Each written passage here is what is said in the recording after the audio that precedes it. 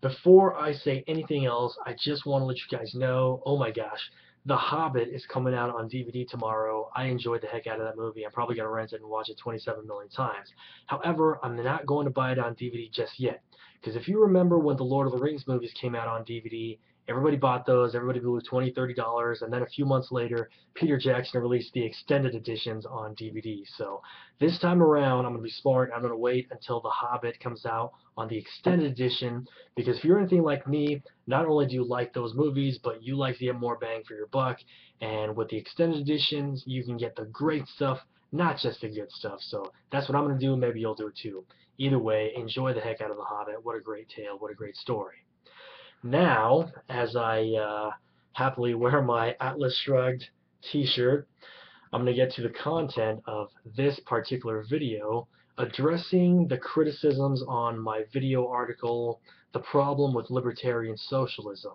Now, between 2011 and today, many libertarian socialists and even Marxists also have heavily criticized that video article. They've attacked the arguments, they've come up with counter arguments, and they've addressed many of my arguments as straw man or other fallacies, or come up with arguments for why I'm incorrect. And in response to all you folks, I have to say, you're probably right. I will fully admit, 2011, that was 2 years ago. I knew a lot less about socialism, libertarian socialism, and Marxian socialism than I know today, and I don't doubt that I did probably put one or more fallacious arguments in there. So I'm being totally honest with you guys by admitting I'm a human being. I'm not infallible, and for all for many of you who really are better versed in this field of libertarian socialism than I am, your arguments and your criticisms are probably very correct. And so what I'm going to do is I'm going to take many of the best criticisms and counter arguments into consideration, and sometime over the summer, when I'm not so damn busy and overwhelmed with everything, I'm going to come out with a second edition of this article. Now, I'm not going to pull the original video article. I'm not going to do that because, frankly, pulling that video would be like pretending it never happened, and that is completely intellectually dishonest. So even though I might have made an ass of myself in the original video, I'm going to leave it there. I'm going to let you guys know uh, what I said in the original video and the original article because, again, it's testimony to my humanity, to my fallibility, and furthermore, just leaving that there and then coming out with new arguments against socialism and against Marxian socialism in the future might even show you guys how much I've grown intellectually, even if you disagree with me. Now, furthermore, I'm definitely going to take these arguments into consideration out of respect to you guys, because you folks had the kindness and the courtesy to take time out of your day to read my words or to listen to the words I had to say and to actually think about my arguments, digest them, and then come up with criticisms or counter arguments. I really do appreciate that. Even if we may not disagree on the issues, we're all brothers and sisters. We're all human beings. And the fact that we're able to have peaceful discourse and discussion is an unparalleled blessing to me. So I definitely appreciate you guys for criticizing and coming up with counter arguments. And again, thank you so much for the time that you've spent criticizing my work and taking my words into consideration. It really is an honor to be able to have these discussions with It really is an honor to be able to have these discussions with worthy adversaries such as yourselves. Thank you so much.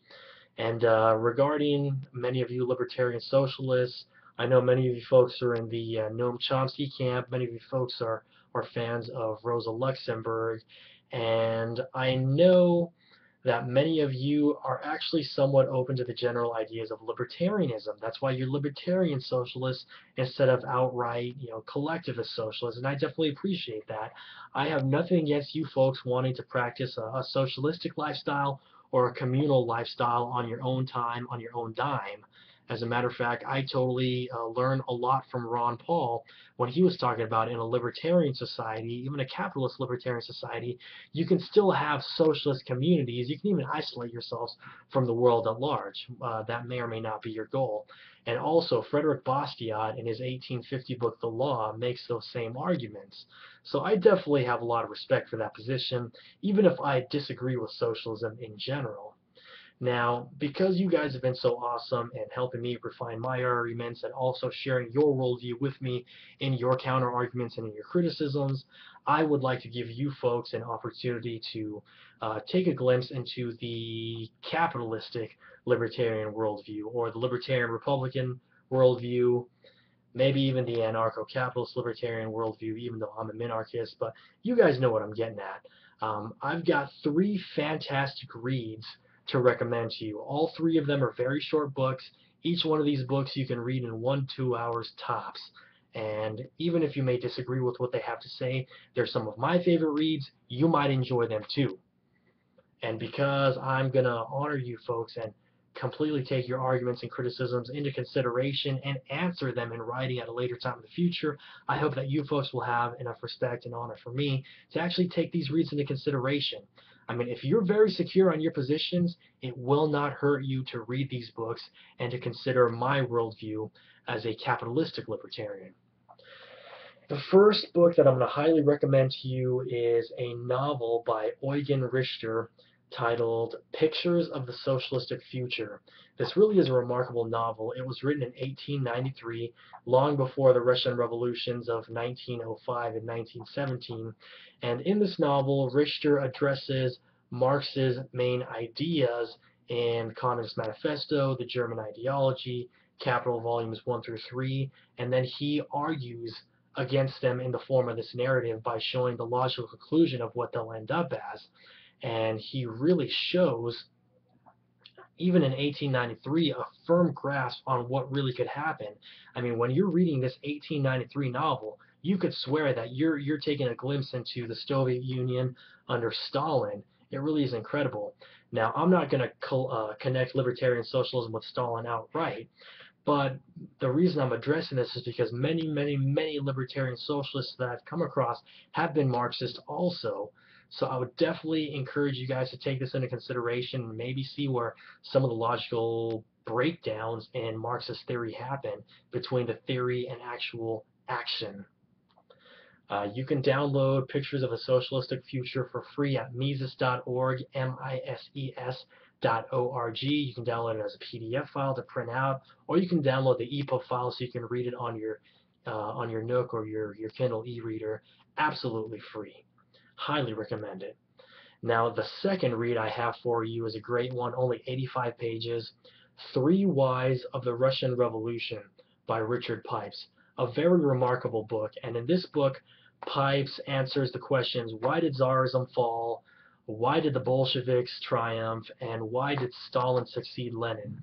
Many libertarian socialists I've talked to have bought into the myth of good Lenin, bad Stalin. Pipes does a great job in showing why Stalin was actually the logical successor to Lenin and how much of the Soviet terror state under Stalin was actually planted by Lenin as the main gardener. So even if you disagree with it, it wouldn't hurt you to take a look at it and seriously digest these arguments so you can come up with a counter argument. And the third one is one of my favorites. It's only about 120 pages. Inclined to Liberty by Louis Carabini. Fantastic book. Again, it's very short. You can read it in less than 2 hours. And it's a very nice, brief introduction into the libertarian worldview, stressing actually maximum individual liberty and the free market in a libertarian society as the best possible way for human beings to go. All 3 of these reads are fantastic. Inclined to Liberty and Pictures of the Socialistic Future you can download for free at Mises.org. 3 Whys of the Russian Revolution, you can buy it used on Amazon for less than $1 probably. Highly, highly recommend it. And one more time, even if you completely outright disagree with these books, they're great reads. I still think you'll enjoy them intellectually. I mean, if I can enjoy the movie Reds, glorifying John Reed and the Russian Revolution as a libertarian, then you folks will probably be able to appreciate these reads, because I consider being able to have this discourse and this dialogue with you worthy adversaries as truly an honor.